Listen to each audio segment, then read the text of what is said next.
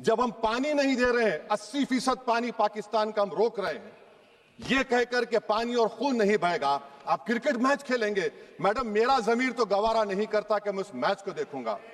President उस शख्स को बुलाकर खाना खिलाता है अपने साथ जिसके भाषण से हमारे लोग मारे गए थे। उसको ये नहीं मालूम हो रहा है कि मेरा प्रधानमंत्री ऐलान नहीं किया, एक गोरे ने ऐलान किया कि अपने ही हाथों से सर अपना कटाना है हमें, मादर हिंद पे भेंट चढ़ाना है हमें। किस तरह मरते हैं एहरारे वतन भारत पर, ये तमाशा है जो दुनिया को दिखाना है हमें। ये मैं भारत की उस बहादुर फौज के नाम पे करता हूं। चेयरमैन साहिबा, मैं शुरुआत में अपनी तरफ से ताज़ियत पेश करना चाहूंगा उन 26 लोगों को जिनका नाम पूछकर और मुसलमान नहीं होने के नाते पर उनको गोली मारकर कत्ल कर दिया गया। मैं ताज़ियत पेश करना चाहूंगा मौलाना इकबाल को, जो पूंछ के मदरसा ज़ियाउल उलूम के मुदर्रिस थे, उस 5 साला लड़की मरियम को जिसको पाकिस्तान की शेलिंग में उसका पेट फट गया। मैं ताज़ियत पेश करना चाहूँगा मैडम जैन अली और उर्वा फातिमा, इन दो जुड़वा भाई बहनों को जिनकी उम्र 14 साल थी। लांस नायक दिनेश कुमार को, बीएसएफ के सब इंस्पेक्टर मोहम्मद इम्तियाज को। मैं शुक्रिया अदा करना चाहूँगा कश्मीर की आवाम का कि उन्होंने पहलगाम के वाक़े के बाद मस्जिदों से ऐलान किया मजम्मत का, बगैर किसी के बोलने पर रोड पर निकलकर उन्होंने पाकिस्तान से आए हुए दहशतगर्दों की मजम्मत की। मैं मुबारकबाद देता हूं हमारी मुसल्लह अफवाज को कि उन्होंने एक अजीम कुर्बानी पेश की और बहादुरी के साथ ऑपरेशन सिंदूर में भारत को कामयाबी दिलाई। मैं मुसल्लह अफवाज ने पहले 9 दहशतगर्द ठिकानों पर उनको निशाना बनाया और सबसे मेरी नज़र में जो दहशतगर्दी के दिल पर हमला हुआ वो भावलपुर का था और 6 एयरफील्ड, 3 हैंगर और 2 रनवेज को हमने तबाह किया। बाद में ऑपरेशन सिंदूर की कामयाबी की एक अहम वजह यह थी मैडम कि मुल्क में इत्तेहाद और इत्तेफाक पैदा हो गया था, एक यूफोरिया पैदा हो गया था, मगर अफसोस कि हुकूमत ने उसका फ़ायदा नहीं उठाया। मैं आज भी कह रहा हूं, जिम्मेदारी के साथ कह रहा हूं कि पाकिस्तानी फ़ौज, पाकिस्तान की ISI, पाकिस्तान का डीप स्टेट, उनका हयाती मकसद ये है कि हमेशा भारत को कमज़ोर किया जाए और अगर हमको इन ताकतों को कमज़ोर करना है तो देश में इत्तेहाद और इत्तेफाक को बरकरार रखना पड़ेगा। अगर हम बुलडोज़र के ज़रिए या फिर लिसानी जबर के ज़रिए या मजहबी फ़िरका परस्ती के ज़रिए अक़लियतों को निशाना बनाएंगे तो हम खुदा ना खास्ता उन पड़ोसी मुल्क के दहशतगर्द तंजीमों को कहीं कामयाब ना हो जाए। मैडम, मैं आपके सामने ये भी कहना चाहूँगा कि इत्तेहाद और इत्तेफाक इस मुल्क में जब मजबूत होगा तो हमको बैनुल अक़वामी सतह पर दिखाने की ज़रूरत नहीं पड़ेगी। मैं आपकी तरफ से हुकूमत से चंद सवालात करना चाहूँगा कि वज़ीर आज़म ने कहा कि खून और पानी एक साथ नहीं बह सकते, आतंकवाद और बातचीत एक साथ नहीं हो सकती।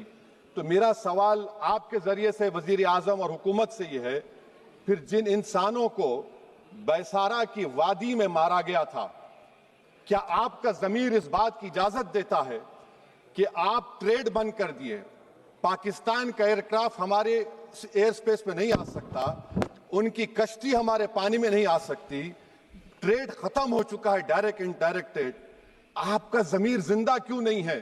किस सूरत से आप पाकिस्तान से क्रिकेट मैच खेलेंगे जब हम पानी नहीं दे रहे हैं? 80% पानी पाकिस्तान का हम रोक रहे हैं, ये कहकर के पानी और खून नहीं बहेगा, आप क्रिकेट मैच खेलेंगे। मैडम, मेरा जमीर तो गवारा नहीं करता कि मैं उस मैच को देखूंगा। क्या इस हुकूमत में इतनी हिम्मत है कि उन 25 मरने वालों को फोन करके कहे कि देखो हमने ऑपरेशन सिंदूर में बदला ले लिया, अब तुम पाकिस्तान का मैच देखो? बड़ी अफसोस की बात है मैडम।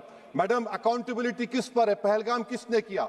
7.5 लाख हमारी फौज और सेंट्रल पैरामिलिट्री फोर्स है, ये कहां से 4 चूहे घुसकर हमारे भारत के नागरिक को मारे? अकाउंटेबिलिटी किस पर फिक्स होगी? एलजी पर फिक्स होगी तो एलजी को बरतरफ करिए, आईबी पर आती है तो एक्शन लीजिए, पुलिस पर आती है तो एक्शन लीजिए, मगर आप ये समझ रहे हैं कि ऑपरेशन कर दिया और हम खामोश लोग भूल जाएंगे। अकाउंटेबिलिटी फिक्स करना पड़ेगा। मैडम, डिटरेंस आपकी क्या है? आपने सर्जिकल स्ट्राइक किया, आपने बालाकोट किया, फिर ये पहलगाम हुआ, तो आपकी डिटरेंस की पॉलिसी नाकाम साबित हुई, कश्मीर की पॉलिसी नाकाम साबित हुई। 370 हटा दिया आपने, आपने एक रियासत को यूटी बना दिया और उसके बावजूद भी दहशतगर्द वहां पर पहुंच गए। तो और अफसोस मुझे इस बात का होता है मैडम कि पाकिस्तान को हम जानते हैं, पाकिस्तान और इजराइल इस पूरी दुनिया में एक फेल्ड स्टेट है और पाकिस्तान के आर्मी चीफ को, जिससे हमारे स्ट्रेटेजिक रिलेशनशिप, इसको अपना दोस्त कहते हैं, उस देश का प्रेसिडेंट उस शख्स को बुलाकर खाना खिलाता है अपने साथ जिसके भाषण से हमारे लोग मारे गए थे। तो क्या आपकी खारजा पॉलिसी कामयाब हुई? आप देख लीजिए। अच्छा, हमारे देश में एक ऐसी तंजीम है जिसका वजूद नफरत की बुनियाद पर और मजहबी अज़बियत को फैलाने के लिए बनाया गया। उनको तकलीफ है सेकुलरिज्म से, सोशलिज्म से, मगर हमारे संविधान के प्रियम्बल में लफ्ज सॉवरेन है। सॉवरेन का मतलब यह है कि हम खुद मुख्तार हैं, हम हाकिम आला हैं, हम अपने मुल्क के मुकद्दर का फैसला करेंगे। एक गोरा व्हाइट हाउस में बैठकर भारत की सीज फायर का ऐलान करेगा? यह आपका नेशनलिज्म है?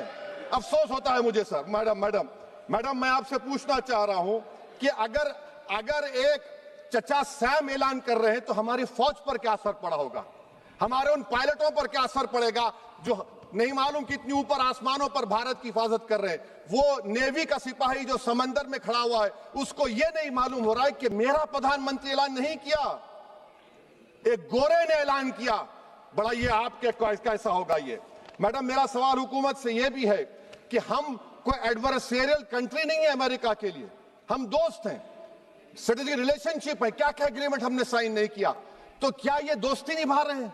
मैडम मैं हिस्टोरिकल एग्जांपल दे रहा हूं, क्रुश्चेव और टीटो। क्रुश्चेव ने दबाव डाला, टीटो ने कहा मैं नहीं मानता, मैं नैम ज्वाइन करूंगा। मैडम फ्रांस और यूएसए, डिगोल को जब यूएसए ने दबाव डाला तो डिगोल ने कहा कि तुम दोस्त हो मगर हमारी खारिजा पॉलिसी आजाद ना है। मैडम वहीं पर आप देखिए गुजराल साहब, जिसको कहते सबसे कमजोर थे, वजीर आजम थे, उन्होंने बहादुरी का मजारा किया, रिफूलिंग करने नहीं दिया। वियतनाम 20 साल यूएसए लड़ा मगर झुका नहीं, और हम उनको बोल भी नहीं पा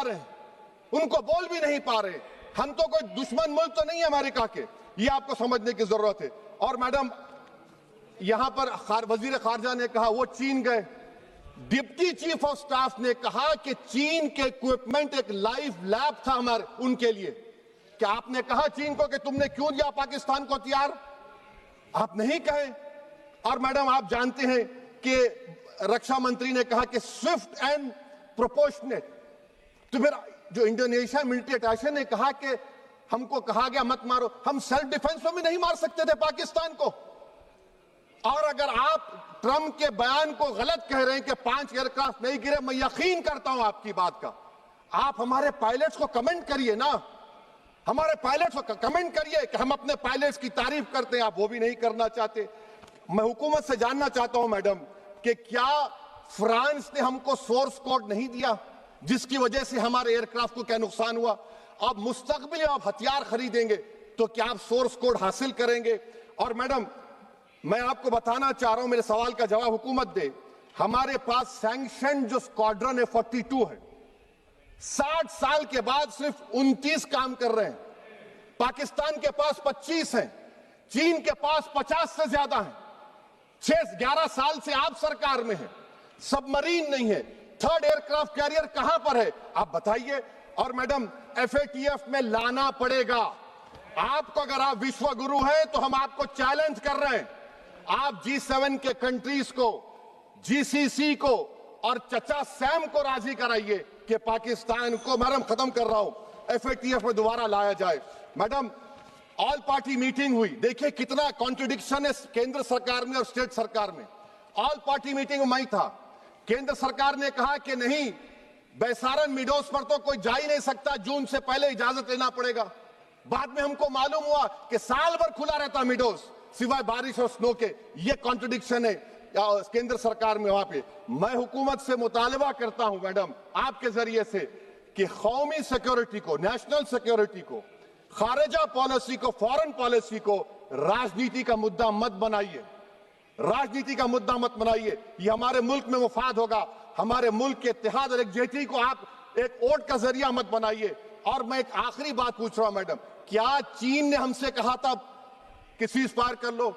और कैसे पाकिस्तान ने हमारे पायलट्स की बातों को सुना कि हमारा कम्युनिकेशन एनक्रिप्ट नहीं है? मैडम आखिर में मैं अपने शेर से इस अपनी बात को खत्म करूंगा कि अपने ही हाथों से सर अपना कटाना है हमें, मादर हिंद पे भेंट चढ़ाना है हमें, किस तरह मरते हैं एहरार वतन भारत पर, ये तमाशा है जो दुनिया को दिखाना है हमें। ये मैं भारत की उस बहादुर फौज के नाम पे करता हूं, मुसल्ह फौज के नाम पे करता हूं। ये शेर कहने वाला कोई बीजेपी का नहीं था, ये शेर कहने वाले का नाम शेर था, शहीद अशफाकुल्लाह। मैं फिर से हुकूमत से कह रहा हूं, पाकिस्तान टेररिज्म करेगा, आप तैयार हो जाइए। आप चीन से मोहब्बत, कितना इम्बैलेंस हुआ ट्रेड का, कितना इम्बैलेंस हो रहा है चीन से। अच्छा, जब गलवान हुआ उस वक्त भी ट्रंप ने कहा था कि मैं बात करूंगा, हमने कहा नहीं बात करेंगे, जरूरत नहीं है। आज ट्रंप हमारे से पहले बोलता है इज्जत नफ्स भी कोई चीज होती है, इख्तिदार में कोई यहां रहेगा कोई वहां रहेगा, मगर इख्तिदार में इकबाल होना चाहिए। बदबख्ती की बात यह है कि आपने इकबाल को खो दिया। बहुत बहुत शुक्रिया। माननीय सदस्य श्री के फ्रांसिस जार्ज जी।